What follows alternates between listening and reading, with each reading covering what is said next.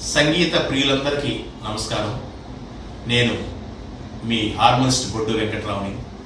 Corona టైంలో నా మనవడు జి హవీష్ నా దగ్గర హార్మోనిపై సరళీస్వరములు, పిల్లారి గీతములు, గంగరా గీతములు సాధన చేశారు. ఈ రోజున తాత పాడుచుండగా మనవడు హార్మోనియం వాద్య సహకారం అందిస్తున్నాడు. చూచి ఆశీర్వదించవలసిందిగా కోరుచున్నాను.